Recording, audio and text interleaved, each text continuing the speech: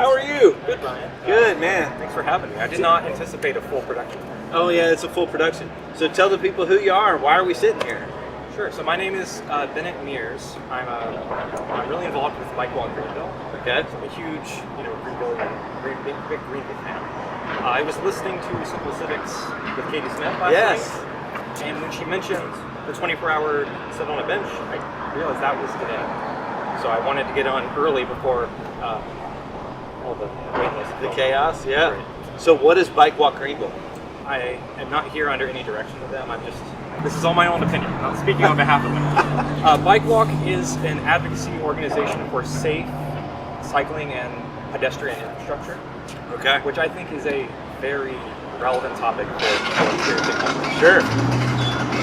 So in my mind, that means that there's a good flow of traffic on the Swamp Rabbit Trail, but I'm assuming that it means more than that. Oh, like bike lanes, things like that. Worlds ahead. I mean, we love the trail. The trail is cream of the crop in terms of great separated infrastructure, and you can't get safer than entire separation. Unfortunately, most of America, just by the way we've decided to build our cities, having a car is not a luxury but a necessity, and for people experiencing homelessness, that really shuts them out of participating in civic life. Absolutely. So when we are looking at facility location or transitional housing, which is something that we do a lot of, probably the main thing that we look at for the location is access to transportation, specifically public transportation, but then also access to services. We sprawl so much, which is okay, but if somebody doesn't have the ability to get around, and frankly, public transportation, it's really challenging if you're somebody experiencing homelessness, especially if the best job you can get to help you escape, maybe it's third shift, then maybe it's second shift, and public transportation doesn't serve your needs, and so you're stuck with Ubers, which just drain your paycheck. In fact, I'm not going to put him on the spot and name names, but a good friend of mine several years ago was in a tough spot. He had some addiction problems and he was out in the streets. And he went through, I think, the Velo Valets, the west side of town. They had a rehabilitation program where at the end of the program they gifted him a bike. And he used that bike to get a job at Jimmy John's, which sort of helped him bootstrap his way into a steady paycheck, and now he's on a completely different plane in terms of his stage of life. I'm extremely proud of how far he's come. Sure. So was he delivering with Jimmy John's on the bike? Yeah, and I'm sure you've seen the Jimmy John's bike guys. Sure. That's a great business model. I mean, that's not the only option in terms of employment, but the fact that Greenville is relatively, in terms of American design, friendly to people on bikes, it's possible. It's not a requirement, or at least we want it to not be a requirement, to have to own a car. Because owning a car is like $10,000+ a year in maintenance and depreciation and insurance, etc.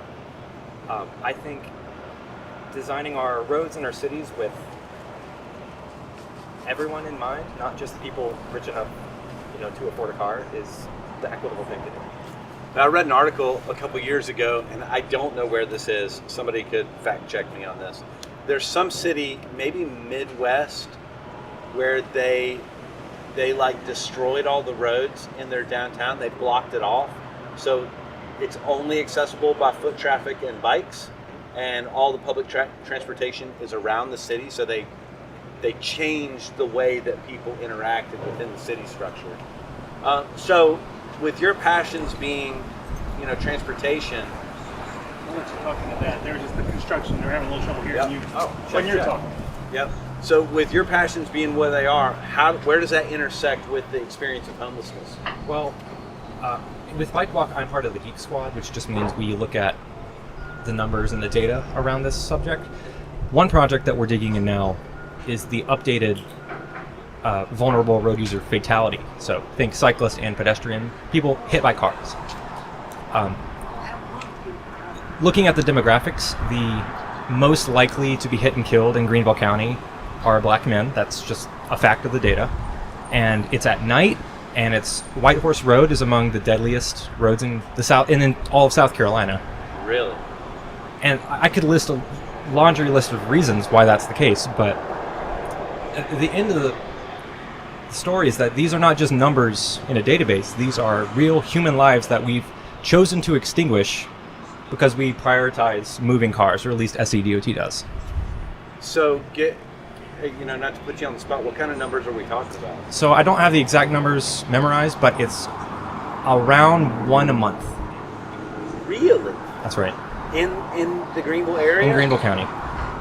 1 a month, somebody is killed by a car on foot. Yeah, or on a bike. Right. When you average it out, there's a myriad of reasons for that. Like, the road design is a huge part, but also vehicles are getting bigger, speeds are really fast, and White Horse Road in particular has very poor lighting. So darkness is poor lighting conditions is a huge contributing factor to people getting hit and killed. And these are all solvable problems that there just hasn't been political willpower to take action on. Okay, so we're doing this now for a variety of reasons. Number one, tomorrow's World Homelessness Day. Mm-hmm. Number two, we're entering into the season that's our election cycle season. That's right. So if you were going to paint a brush on what policies need to change to make roads safer for pedestrians and by default for people experiencing homelessness that are on foot, what would you change? All right, it depends on the level of government you're talking about. Since we're in the city, I'll start there. The best first step is transferring road ownership from the state to the local municipalities. I'll give you an example. Like, South Carolina has a very high proportion of state-owned roads. There's actually a map that we've put together, and we're about to do a press release. Anyway, you can see who owns what road in Greenville County, and like around, I have the full numbers, I'll pull it up later, but the majority are out of the city's control. So the city does care about these issues, or at least there's an appetite for solving them. But on Academy, right next to us, that is an SCDOT road. I regularly do walk audits. I did one with Upstate Forever a few weeks ago. And the sidewalks are broken on MACD. It's impossible to get a wheelchair by CDS, the Center for Developmental Services, where you have handicapped children. It breaks my heart to have to.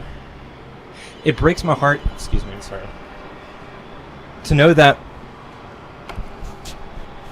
I'll get that later. Thank you. I know that I'm not the only person walking these sidewalks. And these are real barriers we've chosen to put up for people on foot or on a bike. And disproportionately, people experiencing homelessness are going to be more statistically likely to be hit and killed in Greenville. So transferring ownership of the roads is part of the solution. That's step one. I don't think I'm not one for public speaking or politics, but that you can't make any meaningful action without having ownership of your own roads. You being the city.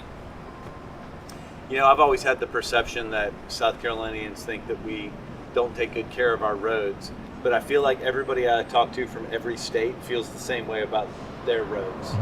Do you think our roads are in more disrepair than other municipalities and areas? Oh yeah, that's a common complaint. How poor our roads are.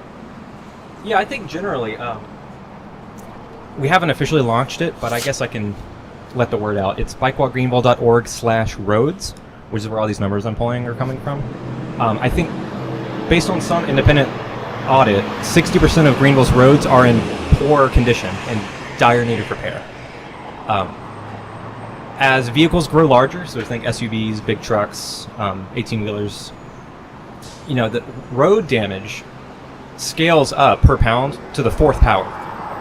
So one semi-truck is like 1,000 cars. It's insane. Which is why you see potholes and disrepair, and there's just not enough money in the budget because asphalt is extremely expensive to maintain and other infrastructure. I guess at the end of the day, the priorities are, at least SCDOT, the state, just moving vehicles per day rather than the actual pedestrian experience. which is why whenever a city takes over and converts a road, which is through traffic, into a street, which is where people exist, walking on the sidewalk or doing commerce, then the priorities change. And unfortunately, we have some streets, think Woodruff Road, that try to do both, being a street and a road, and it just fails at both. Are there any cities that you guys would say set the example? In the United States? Oh, well, I don't know. You tell me. That's a difficult question. Let me think. I guess I'll start by saying what we don't want to be. Okay. Very close to home, Atlanta and Charlotte had their growth spurt during the 60s to the 80s, when the number one priority was lay down asphalt, plow an interstate through the middle of downtown Atlanta. Greenville, because it was relatively small and irrelevant on the national scale back then, we avoided that, thankfully. Though we do have Academy and Church, but it could have been a lot worse. Some smaller cities around our size, like Boulder, Colorado, they pedestrianized their main outdoor mall. Asheville has done some interesting things, though. Them being in the mountains and their demographics and everything, they have their own homelessness epidemic. There isn't just one solution for everything. Just the most important thing is building a network of connectivity. So, because Greenville was founded in the 19th century, its grid layout predates, the mindset of the automobile. That is our saving grace for living without a car in Greenville. Cities like my hometown of Pawleys Island. Oh, that makes sense. Yeah, I grew up in Pawleys Island, which didn't start growing until the 80s. It's just sprawl all along Highway 17, and it is virtually impossible to exist there without a car. I wrote down this on my note card specifically about fatalities, and I actually want to ask you, Brian. Sure. And this may be a heavy question, but how many people who come through Miracle Hill have had interaction on Greenville's roads where they were hit or even killed? It's a great question. I have no idea what the number would be. Certainly, we hear stories of people getting hit who are experiencing homelessness. I have no idea what the numbers would be. I know. I'm sorry I had to start off the live stream with a very heavy topic. I realize I've just hit my 15 minutes. Am I at time? Well, we've actually got some people waiting, so I think we're at time. That's a great place to stop. Ryan, thank you for having me on. Hey, man, thank you for coming in. Thank you for having me.